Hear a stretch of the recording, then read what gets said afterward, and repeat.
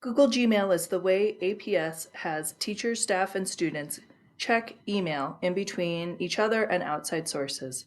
There are several ways to get into your Gmail. You do need to be assigned into your Google account on your device and in Google Chrome.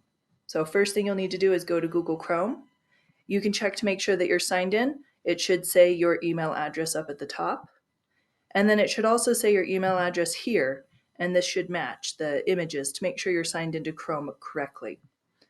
Once you're signed into Chrome correctly, you can either click on the Gmail tab here at the top of a blank Google page.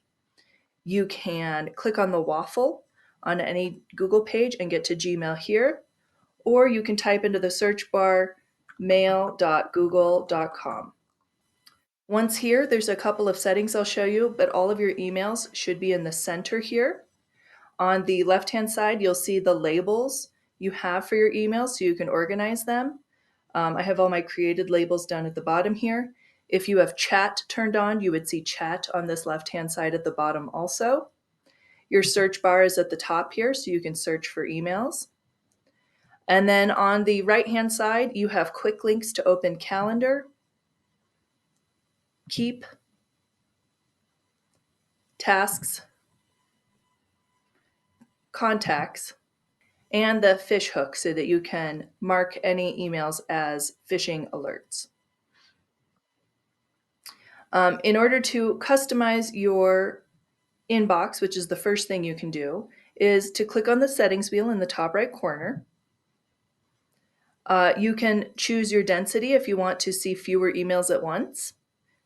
You can change the theme if you want to have a colorful background. This is a good idea if you use a computer to check multiple email accounts. If you have a different theme for the background, you'll be less likely to be confused as to which email account you're checking for. You can choose your inbox type if you want to see important emails first, unread emails first, starred, have a priority inbox, have multiple inboxes, if you would like to have a reading pane, and if you would like to view conversations or not. All of these changes will apply immediately. If you're interested in more settings, you can click on See All Settings, and there's a lot more customization you can do. From here, you can set your default language if the English that it is set up with is not your default. You can choose your default country for phone numbers. You can change the maximum number of emails you see per page. For the undo send, I like to have this set to the max, so I have the longest amount of time to change my mind if I want to undo sending an email. Please make sure that your default reply behavior is to reply and not reply all. Down below, you can make sure that grammar, spelling, and autocorrect are all turned on, as well as Smart Compose to help support you writing good emails quickly and efficiently. The next setting you can look at is nudges. If you would like to receive an automatic notification to reply to emails or follow up, you can turn those on. I like to have Smart Reply turned on, so it shows me suggestions and it does the autofill for me. It saves me time. You can turn on or off desktop notifications so that when you have new mail, you get notified or not. You can actually change which stars you use if you would like to use those to organize your emails. You can turn keyboard shortcuts on and off. This is the picture that goes with your Google account, so you can change that through your Google profile. And then you can set up a signature. To create a new signature, you just click Create New. You're going to title your signature, so this could be for new emails. Then click Create. And then in the box, you're going to type out your signature, whatever other information, if there is an image, a quote, a confidentiality notice, anything that you would like to include here, that would be part of the signature so that you don't have to worry about typing it or finding it every single time.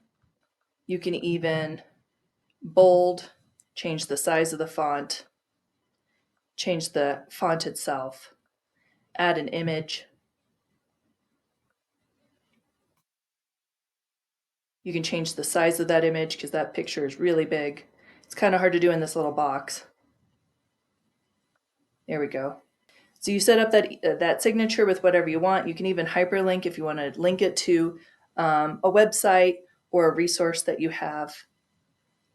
And then you choose which email do you want for new emails and which signature do you want for reply or forwarded emails.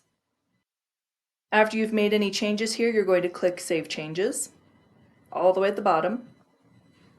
And now it's going to take you back to your inbox. You can go back to the settings if there are any additional settings you would like to look at, such as turning on chat and meet. I like to have chat turned off here, but you can turn chat on if you like to see it and your Gmail at the same time. You can also show or hide your meet settings, your meet ability function all in the same space.